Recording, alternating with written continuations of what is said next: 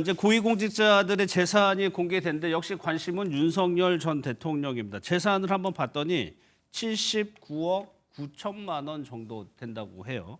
지난해보다는 한 5억 정도가 늘어났고 그러다 보니까 79억이면 적지 않죠. 그렇죠. 그런데 과거의 발언들을 보면 돈도 없이 구치소 갔다. 영치금 모아달라라고 하고 돈이 없어서 변호사비 대기 힘들다.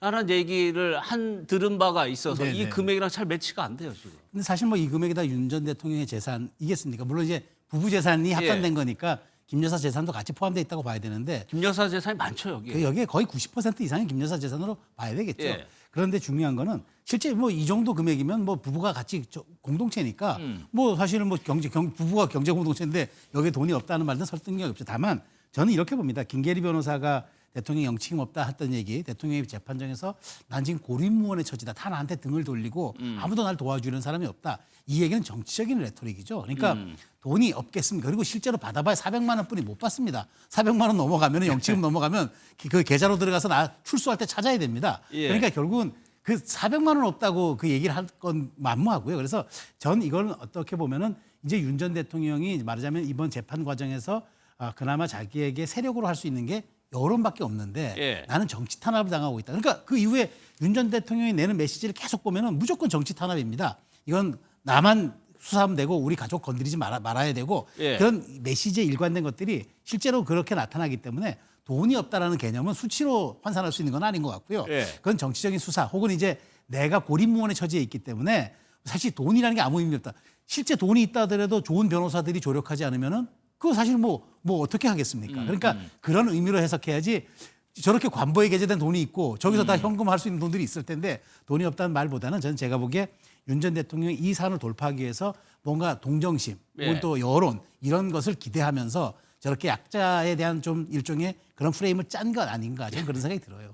그래서 재산 변동 내역을 보니까 지난해보다 한 5억 정도 늘었다는 거는 이게 왜 그런 아파트 가격이 올라서 그랬을까요? 네, 뭐 그렇겠죠. 네. 그리고 뭐 예를 들어서 뭐 펀드라든지 어떤 예금성 자산이 어떻게 뭐 금리가 더 높아져 가지고 뭐 이자가 붙었다든지 예. 뭐 수익이 생겼을 수도 있는 것인데, 근데 저는 그런 것 같아요. 그러니까 자꾸 이 돈 한 푼 없다 이런 프레임 자체가 저는 그 윤석열 전 대통령을 변호하고 있는 변호인들의 무능력을 증명하는 거거든요.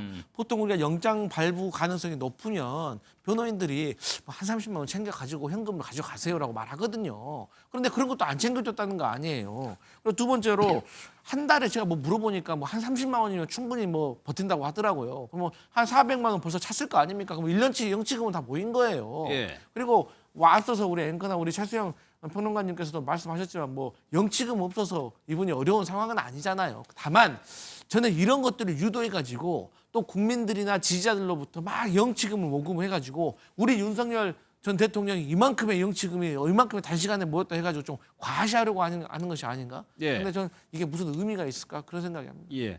윤석열 전 대통령 관련해서 또 하나 이제 윤건영 의원이 주장하는 것이 뭐냐면 사우나 얘기인데 뭐 관저에 있는 거는 뭐 상관이 없겠지만 집무실에 사우나가 있다라고 질의를 했습니다. 한번 그 영상 한번 보도록 하겠습니다. 용산 집무실을 지금 담당하고 계시죠? 관리본부장으로서. 네, 집무실에 사우나 시설이 있는 거 알고 계시죠? 예, 아니요로만 답변하십시오. 확인하고 질문하는 겁니다. 네 저희 골프 퍼팅용 매트는 얼마 전에 철거했다고 들었습니다. 대통령 집무실에 사우나가 있는 게 맞습니까? 저 의원님 저희 이것도 답변에 제한이 됩니까? 예, 답변을 좀 드리기가 경호처가 당당했으면 좋겠습니다.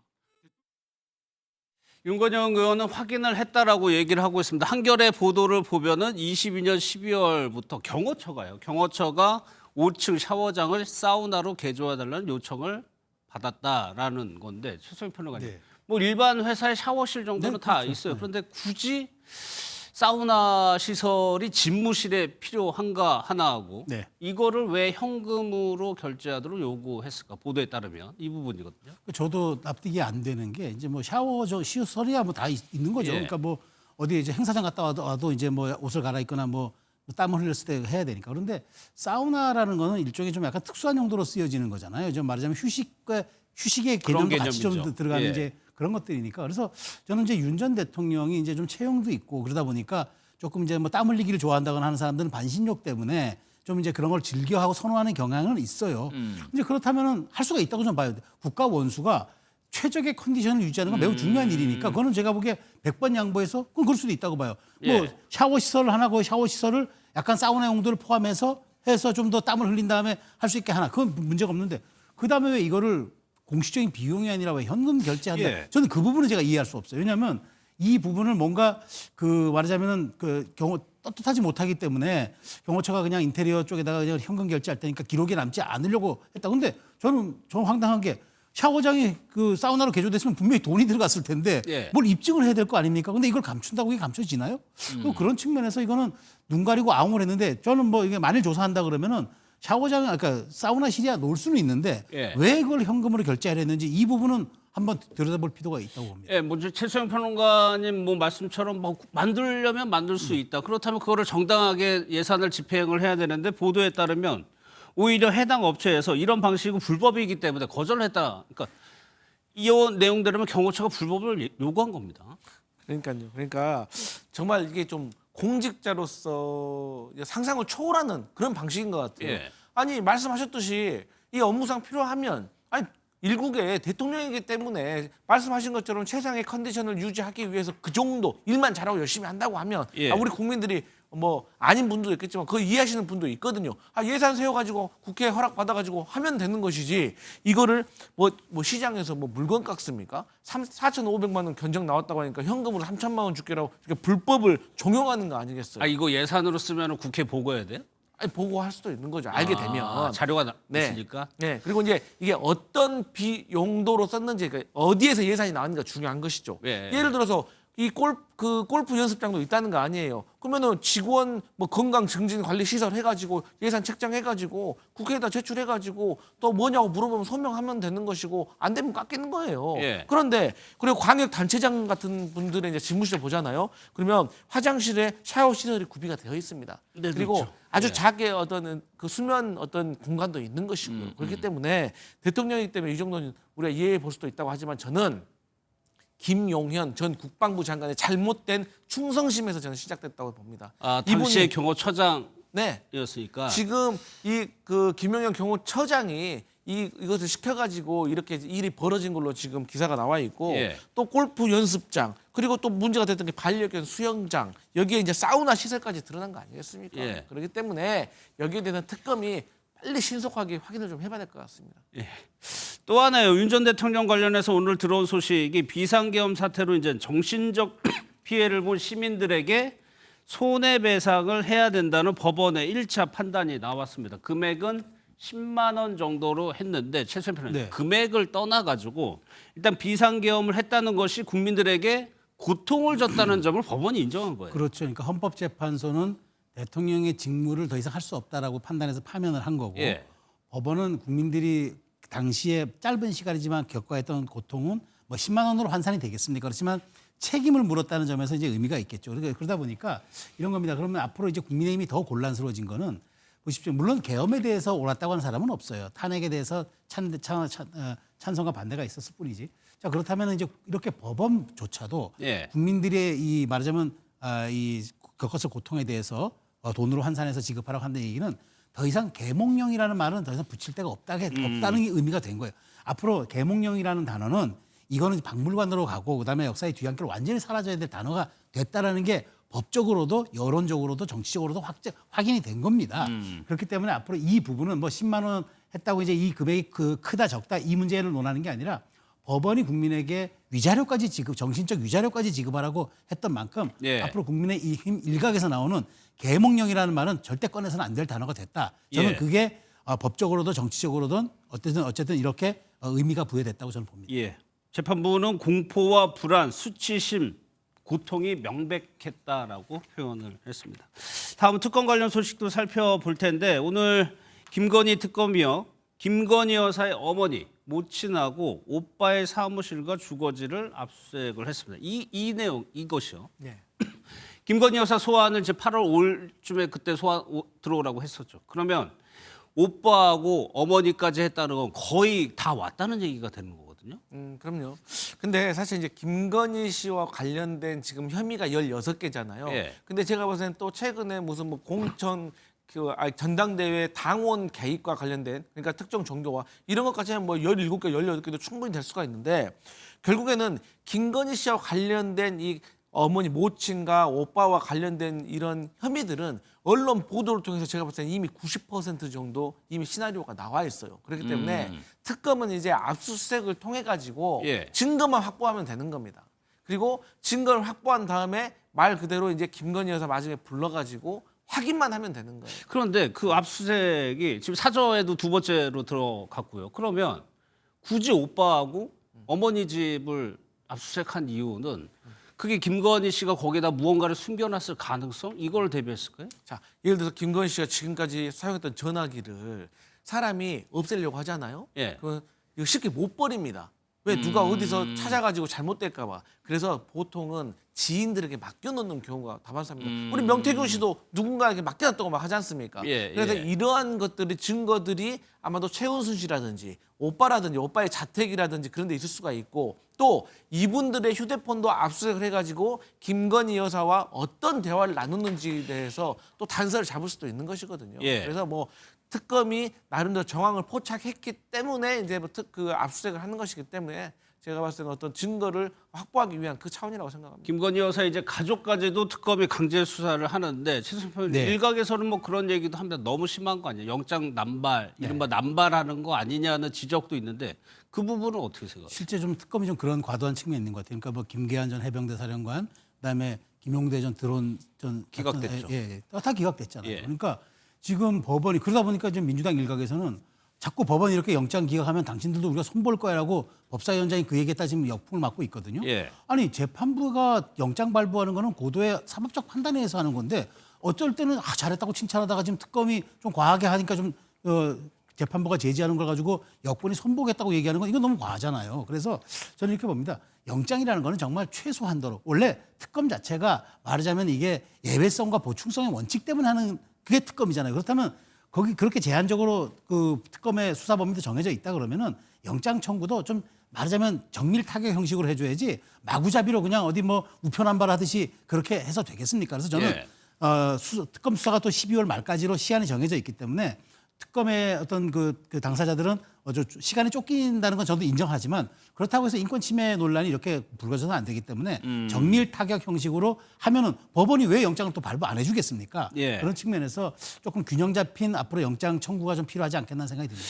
그러면 강성필 부대변인 보기에 김건희 여사의 오빠나 모친이 어떤 혐의가 있어가지고 특검이 수사 뭐 소환을 한다거나 가령 이럴 가능성도 있다고 보세요? 아, 그럼요. 저는 할 거라고 보고 있고요. 뭐 대표적인 것이 이제 뭐 양평 고속도로와 관련해 가지고도 그 김건희 여사의 땅에 일가가 있는 거 아니겠습니까? 근데 이것도 석연치가 않잖아요. 갑자기 이게 종점이 바뀌는 것들. 종점도 KDI에서 2년 동안 용역을 했는데 그게 갑자기 바뀌어 가지고 또 제시가 2개나 생기고 근데 거기에 김건희 여사의 일가가 있고 그렇기 때문에 이 부분에 있어서는 모친과 오빠도 소환하고 또 어머니 같은 경우는 주가 조작과 관련해 가지고 정황이 많이 있지 않습니까? 뭐 칠처 통정 매매라든지 그래서 이 부분에 있어서 소환해야 될 것 같습니다. 또 한 명이 이제 김성교 국회의원에 대해서 압수수색인데 당시에 뭐 양평 군수를 역임을 했습니다. 여기에 대해서 오늘 국민의힘에서 이제 항의를 했는데 그 영상을 좀 한번 보겠습니다.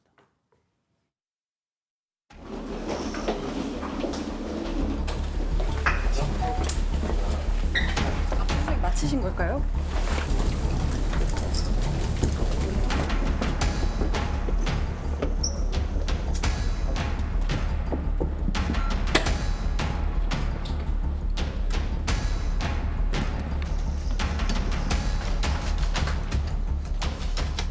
의원님들이 대개 금요일 날 그 지역구에 활동을 하기 위해서 내려가다 보니까 매주 금요일 날 압수수색을 들어오고 있는데 이 부분에 대해서는 굉장히 정치적인 압수수색이다. 먼저 뭐 혐의는 별도로 하고 최선표는 네. 좀 저희가 통계를 내보니까 여기 보세요. 네. 지금 특검에서 압수수색했던 요일을 네. 보니까 거의 금요일이에요. 이 이유가 있죠. 그러니까 윤상현 의원만 월요일이고 나머지 전부 금요일인데 지금 송원석 비대위원장이 원내대표가 하는 말처럼 금요일이면 의원들 전부 지역 내려갑니다. 뭐 그렇죠. 오전이면 그렇죠. 다 다 내려가죠. 내려가죠. 근데 지금 주말 행사 있으니까 그런데 금요일에 간다는 거는 의원의 저항이 없을 때 압수수색을 한다. 약간 편의성 측면에서 특검이 좀 고려했던 날짜가 아닌가 이런 의구심이 들잖아요. 그러니까 원래 제가 말씀드렸지만 특검이라는 게 영장을 발부할 때 그것이 굉장히 예외성 보충성의 원칙 때문에 수사하는 거이고 제한적으로 해야 된다고 하는데 의원이 없는 실에 보좌관들만 있을 때 쓱 들어가서 압수를 한다?